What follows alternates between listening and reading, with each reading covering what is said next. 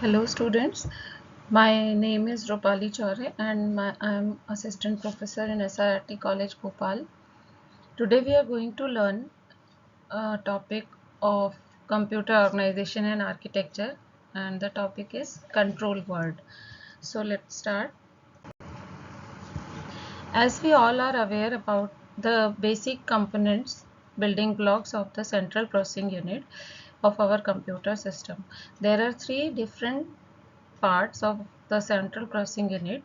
The first one is control unit, second one is register set, and the main functional unit is arithmetic and logical unit.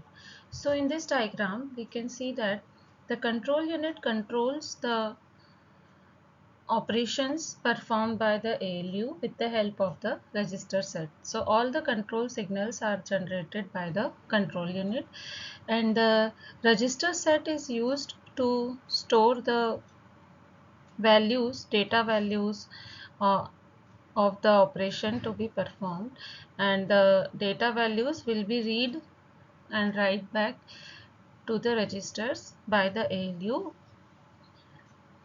and ultimately the operation is executed by the ALU, which is the executional unit of CPU, which is called arithmetic and logical unit. So we all are aware about this much basic introduction of central processing unit. Now, as we all know that the date operations performed by ALU requires the operand values, and if the operation is lengthy operation like multiplication, then we have to store some intermediate results to complete the operation.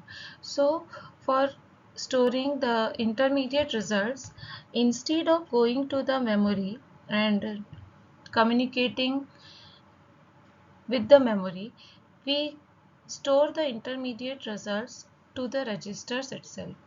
So apart from the basic registers, which are program counter, accumulator, instruction register, address register, data register, we also have some general purpose registers. These general purpose registers are used to store the intermediate results and some control information about the operation to be executed. So this is the reason why we use the general purpose registers in the CPU, because as we all know that the read write time from the memory will be higher as compared to the registers. So it is better and an efficient way to store the intermediate results and control information, status information in the CPU registers itself, and accommodate some more registers for this requirement. Okay, so if we will add many number of registers inside the CPU, then we have to design a bus which will connect all these registers to the control unit, to the ALU, and registers internally itself. So a common bus will be employed to connect all these units of CPU all together, and then only the communication of the data, flow of the data will be performed easily. Okay, so let us see the next diagram. Here, this is the configuration, we can say, or composition of the control word. Now where this control word comes in the scenario, the control word defines four special fields, and these fields define the operation performed by the CPU.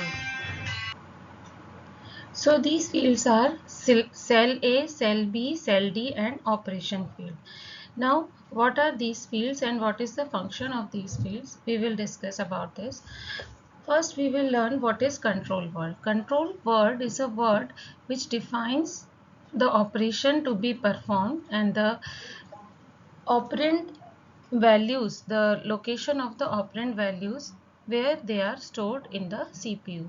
So the control unit directs the information flow through ALU by first selecting various components in the system and selecting the function of ALU. So control unit has to specify the components which are involved in the execution of the particular operation. So components means the registers which store the operand values for calculation, and the register which will store the output of the operation, which will be the destination register.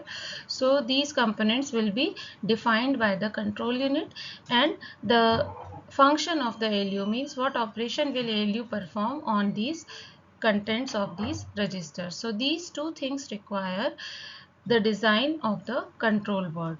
So here is the design of the control word, which defines four fields. The first one is cell A field. Cell means selection of A, means operand. First operand is selected by this cell A field. Second field is cell B. Second operand will be specified by this field. And the cell D field means destination field. The output of the operation will be stored in the register which is specified by this field. Okay, and then lastly we specify what operation will be performed by the ALU. So all these information all together is combined in a single word, and this word is called control word.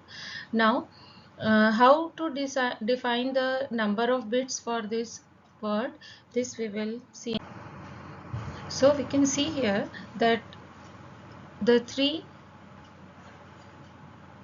selection lines here are defined by A bus, B bus and D bus. So these two multiplexers, multiplexer A and multiplexer B, gives the two input lines for the ALU, and these two lines will provide the two operands of the operation. And this selection D means destination selection line will select any one of these 7 registers, and the output of the ALU is provided to these registers, and that register will be activated. So the output which is sent from this output side of the ALU will be sent to the register which is enabled by this 3:8 decoder, and this decoder works on this cell D line, means 3 bits of this cell D field of the control word, and it enables any one of these 7 registers. So in this way we have given the selection of two operand values by these two values, and the output value will be selected by this cell D field. And the last field of the control word defines the operation field, and which is here 5-bit field, which will be given to ALU, and here it can define up to 2 to the power 5 different operations. Okay, so in this way we can define the number of bits which are required for these different selection fields. Here, because we have incorporated 7 different registers, so we have designed here a multiplexer which is a 3:8 line multiplexer. So selection line will be 3. If we will increase or decrease the number of registers, then this selection line bits will be changed accordingly. And here we can see that with the help of these 3 bits we can specify 8 different combinations, but we have involved only 7 registers.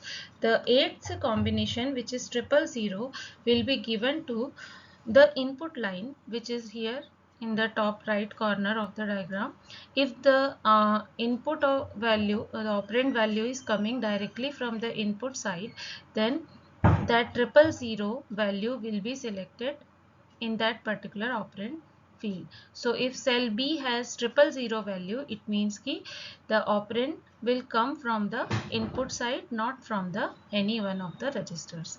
Okay, so that's why we have selected the number of bits 3 for A, number of bits R3 for cell B and cell D. Okay, so this is the general register organization. Now here in this diagram we can see that with the help of this encoding of registers, if we are using 000, then it is input line. 001 means it is R1 register. 010 then it is R2 register. Similarly up to 111 it is a R7 register. So these cell A, cell B and cell D fields will use these binary codes instead of writing these register numbers. In the same way, we can define different operations to be specified by the ALU. These 5 bits of the OPR field will be selected like this, and some sample operations are specified here in the table. Okay, so for example, if we want to add two numbers A and B which are stored in some register, then we have to use OPR field 00010, and we have to specify the position of A operand, B operand and the result where it will store the result of the operand. And this is the final slide which shows you the example of ALU operations with the control word specified in the binary. So here we can see that if we want to specify a micro operation R2 minus R3 and the result will be stored in R1, then we all know that R2, R1 and R3, these are specified by these 3 bits. So cell A will have the value R2, so this is 010. Cell B means second operand is defined by R3 register, so it will give the 011 binary number, and the output of this subtraction will be stored in register R1, so it will give the number 001, and the operation code of the subtraction operation is 00101. So in this way we can specify all these type of operations which can be performed by the ALU with the help of this control word specifications. Okay, thank you. So stay tuned and keep learning.